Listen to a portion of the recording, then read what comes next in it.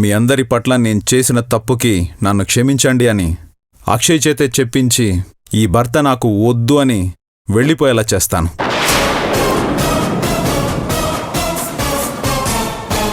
అలా చెయ్యాలని ఇక్కడికి తీసుకొచ్చాను.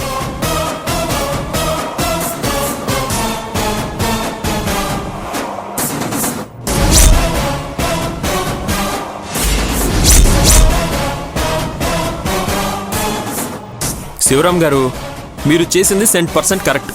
ఎవరిని ఎక్కడికి తీసుకురావాలో అక్కడికే తీసుకొచ్చారు. రేయ్, టైం దొరికింది కదా అని రెచ్చిపోయావంటే చచ్చిపోతావు. సరే, నేను చెప్పాల్సింది చెప్పాను. మీకు ఇంకా అభ్యంతరం ఉంటే చెప్పండి, నేను వెళ్ళిపోతాను.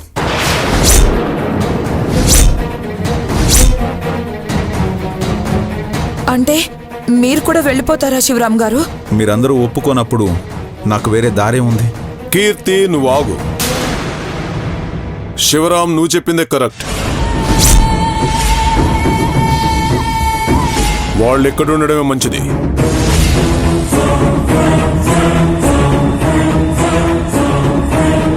వాళ్ళని లోపలికి తీసుకెళ్ళు. సాగర్, వాళ్ళకు రూమ్ చూపించరా.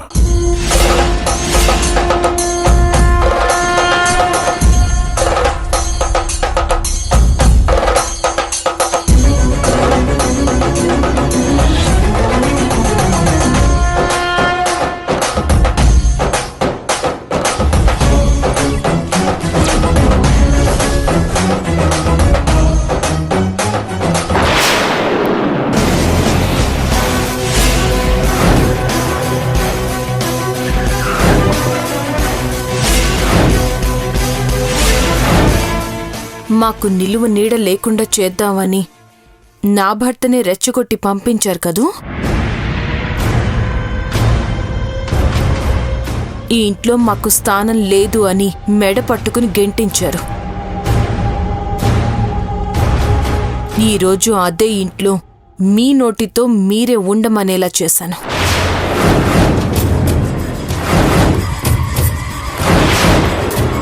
ఈ ఇంట్లోంచి నేను వెళ్ళడం అంటూ జరిగితే నా భర్త శివరాం గారితోనే వెళ్తాను.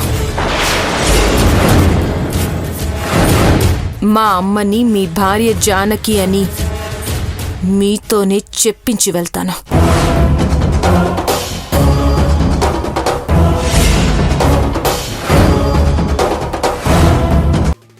ప్రేమకు తేడాలు తెలియవు, కానీ పగకు ప్రతీకారం మాత్రమే తెలుసు. ఈ పగ ప్రతీకారాలు మా ప్రేమని బతకనిస్తాయా? రామ్మా.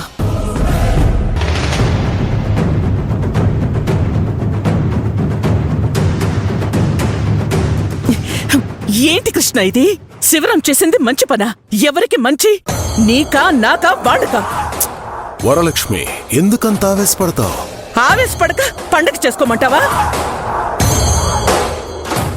అరే, వాళ్ళని ఊరించి పంపించేస్తారని శివరాన్ని రెచ్చగొట్టి పంపిస్తే తీసుకొచ్చి నా నెత్తి మీద కూర్చోబెట్టాడు. అయినా చూస్తూ ఊరుకోమంటావా?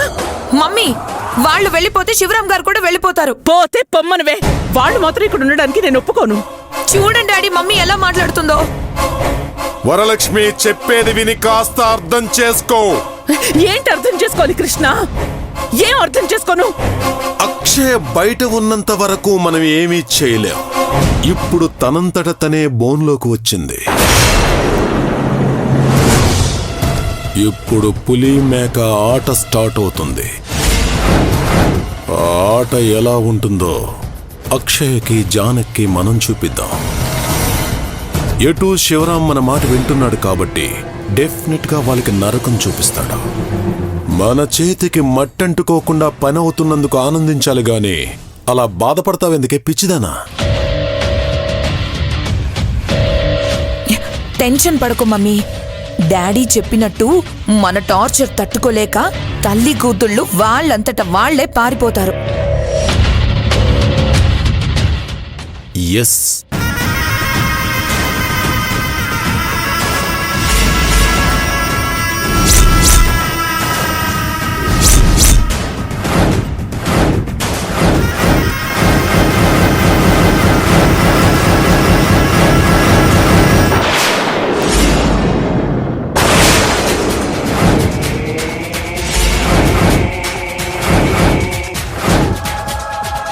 చూసావా, కథ ఎక్కడ మొదలైందో మళ్ళీ అక్కడికే వచ్చింది. నా చిన్నప్పుడు మా అమ్మకి జ్వరంగా ఉంది, సాయం చేయండి అని అడగడానికొస్తే వర్షంలో గేటు బయటే నిలబెట్టారు, కానీ ఇంట్లోకి రానివ్వలేదు. ఆ రోజు నుంచి ఈ రోజు వరకు మా అమ్మకి కృష్ణప్రసాద్ గారి భార్యగా ఈ సమాజంలో స్థానం కల్పించాలని పోరాడుతూనే ఉన్నాను. మధ్యలో మా అమ్మని తీసుకొస్తానని నమ్మించి వంచారు. మీకీ ఇంట్లో స్థానం లేదంటూ గర్జించారు. నా భర్తని నాకు దూరం చేసి మీ ఇంటికి తీసుకొచ్చారు. తనని సొంతం చేసుకోవాలని ఎన్నో కలలు కంటున్నావు. కానీ ఈరోజేం జరిగిందో చూసావా? ఏ మనిషినైతే అడ్డం పెట్టుకుని ఇదంతా చేశావో ఆ మనిషే మమ్మల్ని ఈ ఇంటికి తీసుకొచ్చారు. మా అమ్మ కోసం చేస్తున్న పోరాటంలో తొలి విజయం. శివరాం గారు నిన్ను తన భార్య స్థానంలోనూ, మీ అమ్మని మా డాడీ భార్యగానూ ఈ ఇంటికి తీసుకురాలేదు. మిమ్మల్ని టార్చర్ పెట్టి మీ అంతటా మీరే పారిపోయేలా చేయడానికి తీసుకొచ్చాడు. ఇది గెలుపెలా అవుతుంది? నువ్వు ఎన్ని కుతంత్రాలు చేసినా మా పెళ్లిని ఆపలేకపోయావు. నువ్వు ఎన్ని కన్నీళ్లు పెట్టుకున్నా నీలకంఠం గారి కుటుంబానికి నన్ను దూరం చేయలేకపోయావు. ఇప్పుడు ఎన్ని ప్రయత్నాలు చేస్తున్నా శివరాం గారిని నీ వైపు తిప్పుకోలేకపోతున్నావు. కానీ నేను అనుకున్నది ఒక్కొక్కటి సాధిస్తూ వస్తున్నాను. నువ్వు ఎప్పటికీ ఏమీ సాధించలేవు అక్షయ. నువ్వు ఎన్ని ప్రయత్నాలు చేసినా శివరాం గారు నిన్ను నమ్మరు, ఆయన భార్యగా నిన్ను స్వీకరించరు. అమ్మ కోసం ఏదో చేస్తానని నువ్వు అనుకుంటున్నావు, కానీ ఏమీ చేయలేకుండా నేను చేస్తాను. ఎప్పటికీ మా అమ్మని మించిన స్థానం మీ అమ్మకి రాదు, రానివ్వను. ఇప్పుడు మమ్మల్ని ఇంట్లోకి రాకుండా ఆపగలిగావా? రేపు జరగబోయేది ఆపడానికి? ఎప్పటికీ శివరాం గారు నీకు దక్కరు. ఇది నిజం. కృష్ణప్రసాద్ గారే తనంతట తాను జానకే నా మొదటి భార్య అని చెప్పి గౌరవ స్థానం కల్పించేలా చేస్తాను. ఇదే నిజం.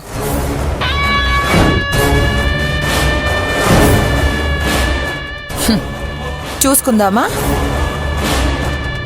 నువ్వు చూస్తూ ఉండు. గెలిచేది నేనే, ఏడ్చేది నువ్వే. ఏడిపించేది నేనే, ఏడ్చేది నువ్వే. This is my challenge. Challenge.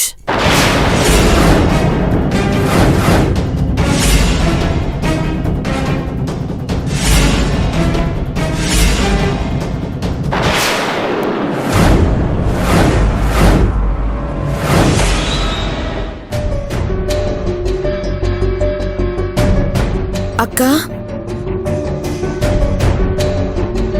కీర్తి, లోపలికి రావచ్చా అక్క? అలా అడుగుతావేంటి కీర్తి? ఇదేమైనా నీకు పరాయిల్లా? మేమేమైనా నీకు పరాయి మనుషులమా పర్మిషన్ అడిగి రావడానికి? రా లోపలికి. అదేంటి కీర్తి, నువ్వు మా తోడికోడలుగా ఎప్పుడొస్తావా అని మేమెదురు చూస్తుంటే నువ్వేంటిలా కొత్తగా మాట్లాడుతున్నావు? ఏం చేస్తానక్క, కొత్త కొత్త విషయాలు తెలుస్తున్నాయి కదా. ఇలా కాక ఇంకెలా మాట్లాడతాను? అక్షయ్ తన భర్త దగ్గరికి వస్తే నీకడ్డేంటి కీర్తి? అదేంటంటీ అలా మాట్లాడతారు?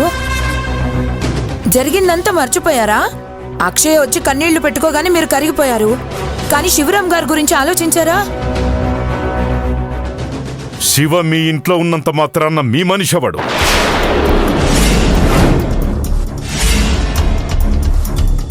నా కొడుకు గురించి ఆలోచించాను కాబట్టే వాడు బాగుండాలని కోరుకుంటున్నాను. అక్షయ్ పక్కనుంటే శివరాం గారు బాధపడతారు, కానీ హ్యాపీగా ఇలా ఉంటారు అంకుల్. అక్షయ్ని తీసుకెళ్ళిందే వాడు కదా, వాడెందుకు బాధపడతాడు? నీ మాటలు చూస్తుంటే అక్షయ్ వచ్చినందుకు నువ్వు బాధపడుతున్నట్టుగా ఉంది. అయినా వాళ్ళిద్దరు భార్యాభర్తలు కదా, గొడవ పడ్డామని వదిలేసుకుంటారా? ఎప్పటికీ వాళ్ళు కలిసే ఉండాలి, ఉంటారు కూడా. ఎలా ఉంటాడు మావయ్య? శివరాం అక్షయ్ని ప్రేమతో తీసుకెళ్లలేదు. అక్షయ్ని ఇక్కడ ఉంచడం ఇష్టం లేక తీసుకెళ్లాడు. వదిలించుకుందాం అనుకున్నవాడు ఎందుకు కలిసుంటాడు? అవునక్క, ఇప్పటికే తన వల్ల మా పరువు అంతా పోయింది. మా నాన్నని కోర్టుకు లాగింది, నా మీద పోస్టర్లు వేసి పబ్లిసిటీ చేసింది. అలాంటి మనిషి మా ఇంట్లో ఉంటే మేమెలా భరించగలం? కాస్త మీరైనా ఆలోచించాలి కదా అంకల్. నా భార్యని తీసుకెళ్తాను అంటే పంపించాం. అయినా భార్యాభర్తల్ని విడగొట్టే బుద్ధి మాకు లేదు. అయినా వాళ్ళు మీ ఇంట్లో ఉండడం మీకు నచ్చలేదనుకో, వాళ్ళిద్దరిని బయటికి పంపించేయండి. ఎందుకంటే మీ ఇంట్లో నా కొడుకు కోడలు ఉండడం మాకు నచ్చలేదు. మీరు మొత్తం అక్షయ మాయలో మునిగిపోయారా ఆంటీ? అసలు మీ ఇల్లు ఇలా అయిపోవడానికి కారణమే అక్షయ కదా. శివరాం గారు అంతలా బాధపడ్డానికి కారణం అక్షయ కదా. ఆపు కీర్తి, ఇప్పటికే చాలా ఎక్కువ మాట్లాడావు. మా ఇల్లు ముక్కలయ్యింది అక్షయ వల్ల కాదు, నీ వల్ల. నువ్వు మా ఇంటికొచ్చాకే వీళ్లలో మార్పొచ్చింది. అక్షయ్కు నీకు పోలికేంటి? అక్షయ్ అందరూ కలిసి ఉండాలని కోరుకుంటుంది, దాన్ని ప్రేమ అంటారు. శివరాముని దక్కించుకోవడానికి నువ్వెంతకైనా దిగజారతావు, దీన్ని స్వార్థమంటారు. నువ్వేంటో నీ కుటుంబం ఏంటో నాకు బాగా తెలుసు.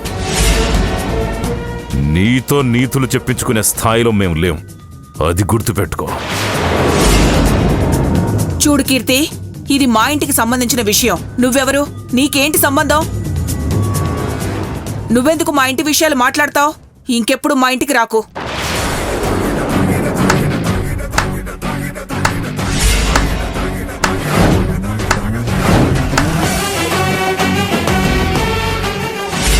శభాషమ్మా.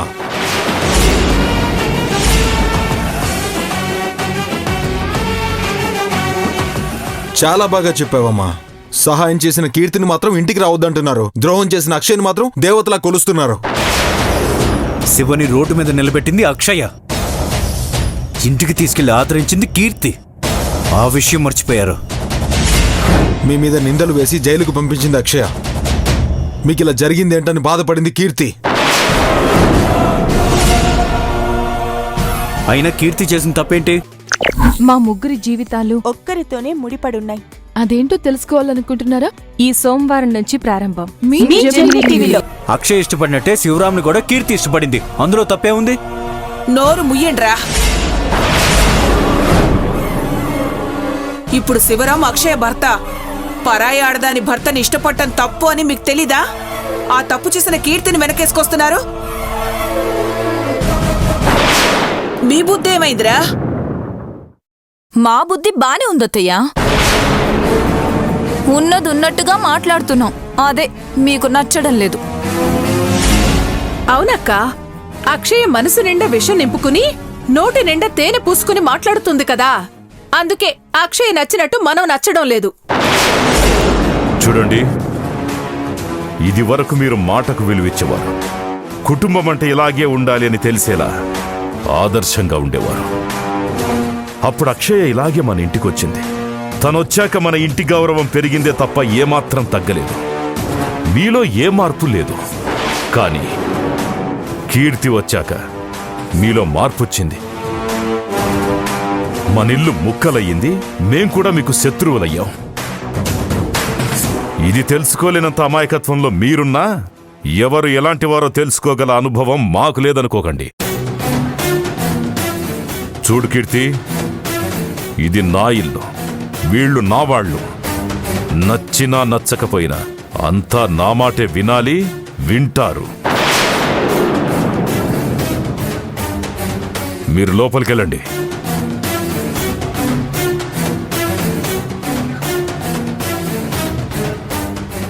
మీరు కూడా పదరా.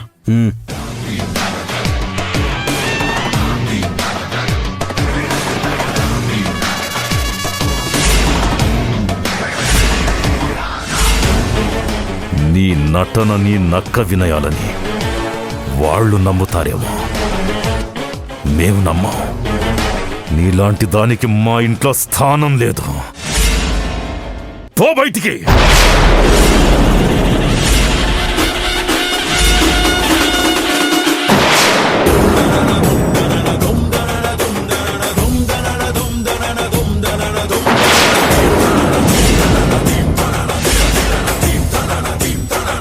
కీర్తి,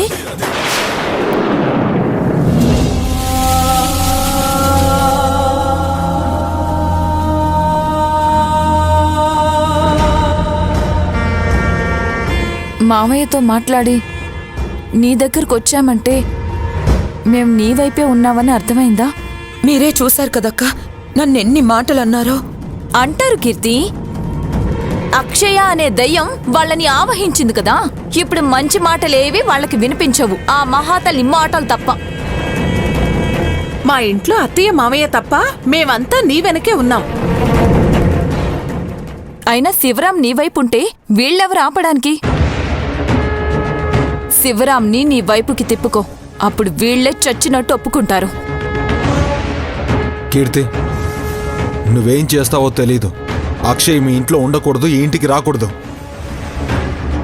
అక్షయ్ ఎక్కువ రోజులు ఉందంటే శివని మార్చేస్తుంది. ఆలోచించుకో. శివ అమాయకుడు మళ్ళీ అక్షయ మాయలో పడ్డాడంటే ఎవ్వరం ఏం చేయలేం. నువ్వే వాణ్ణి జాగ్రత్తగా చూసుకోవాలి. చాలా థ్యాంక్స్ అండి.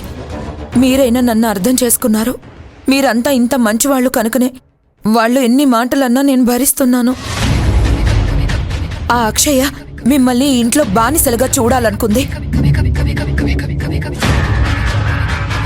నేను మీ అంతట మీరు దర్జాగా బతకాలి అనుకున్నాను. కానీ అది అత్తయ్య మావయ్యలకి ఎందుకో అంతగా నచ్చలేదు. నచ్చదు కీర్తి. మేమెప్పుడూ వాళ్ళ అదుపు ఆజ్ఞల్లోనే ఉండాలి. వాళ్ళు చెప్పినట్టే వినాలి, వాళ్ళు పెట్టిందే తినాలి. నువ్వు చెప్పేంత వరకు మా బతుకులేంటో మాకే అర్థం కాలేదు. అంతలా వాళ్ళు మాయ చేశారు. అవునక్క, మౌనంగా ఉండేవాళ్లు ఎదురు తిరిగితే ఎవరూ సహించలేరు. అందుకే మావయ్య గారు కూడా భరించలేకపోతున్నారు. శివరాం గారు మాత్రం అక్షయ చెప్పినట్టు వినాలి, కానీ బావగారులు మీ మాట వినకూడదు. ఇది ఎంతవరకు న్యాయం అక్క? అన్యాయమని మాకు తెలుసు కీర్తి, కానీ ఏం చేస్తాం? అందుకే నువ్వు వీలైనంత తొందరగా శివరాంతో ఇక్కడికొచ్చేయ్. అప్పుడు మనం చెప్పినట్టే వాళ్ళు వింటారు. ఇంకా ఈ బాధ్యత అంతా నీదే కీర్తి. నువ్వేం చేస్తావో మాకు తెలీదు. మా అందరి సపోర్ట్ నీకుంటుంది. ఆ అక్షయ మాట మాత్రం వినిపించకూడదు. చాలక్క, మీరందరూ నా గురించి ఇంతలా ఆలోచిస్తున్నందుకు నాకు చాలా ఆనందంగా ఉంది. మావయ్య గారు నన్ను ఇంట్లో నుంచి వెళ్ళిపోమనేసరికి నాకెంత ఏడుపొచ్చిందో, మీ మాటలు వినేసరికి నాకంత ధైర్యం వచ్చింది. ఇక నా ప్రయత్నం నేను చేస్తానక్క. వస్తాను.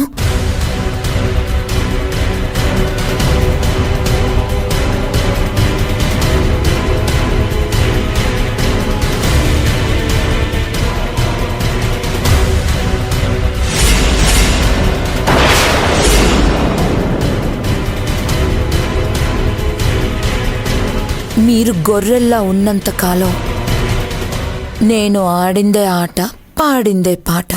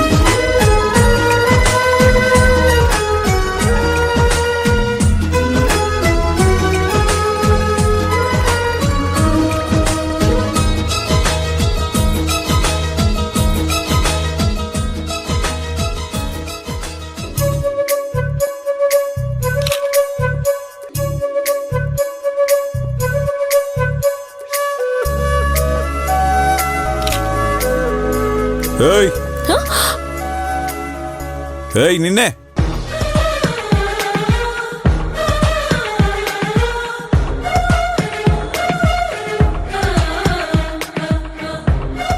ఏయ్ ఓయ్ ఏం చేస్తున్నావు? చూసి కూడా అడుగుతున్నారే? బట్టలు ఆరేస్తున్నాను. ఇప్పుడు కాదు, ఇంతకు ముందు. ఈ బట్టలన్నీ ఉతికాను. మధ్యలో సెల్ఫీ ఎందుకు తీసావు? బట్టలు ఉతుక్కుంటూ సెల్ఫీ తీసుకోవడానికి నాకేమైనా పిచ్చా? ఏయ్ తెలివితేటలు చూపించుకో. నువ్వు సెల్ఫీ తీయడం నేను చూశాను. హలో, మీరు నా మనసులో ఉన్నారు. ఫోన్లో మీతో ఫోటోలు ఎందుకు? ఆ ఫోన్లో నా సెల్ఫీలు ఉండాలి. నీ పని అయిపోతుంది. ఫోన్ ఇవ్వు. ఫోన్ ఇవ్వు. నేను ఇవ్వను. ఇవ్వవా? ఏయ్, ఇవ్వనని చెప్తుంటే అర్థం కాదా? ఓ ఇవ్వవా? ఎలా తీసుకోవాలో నాకు బాగా తెలుసు. ఏంటి బెదిరిస్తున్నావా? ఏం చేస్తావ్?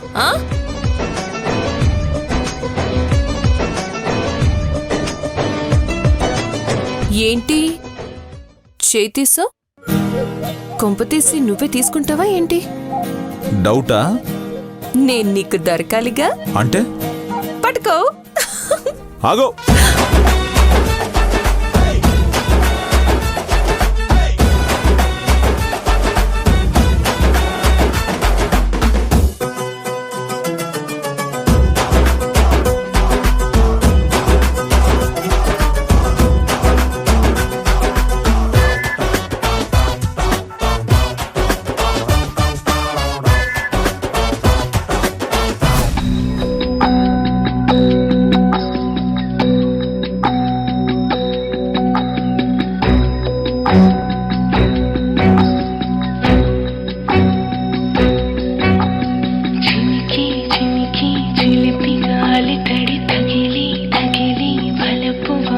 తడి కురిసి కురిసి వయసు బాగుబడి తిరిగి తిరిగి మనసు గండి పడి వరదై వరదై ఉరుకు ప్రేమ నది అడులై సుడులై కడలై ఎగిసినది. ఏమందో ఏమందో ఇప్పుడసలేమేమి అవుతుందో సమయము ఏం చెయ్యమన్నా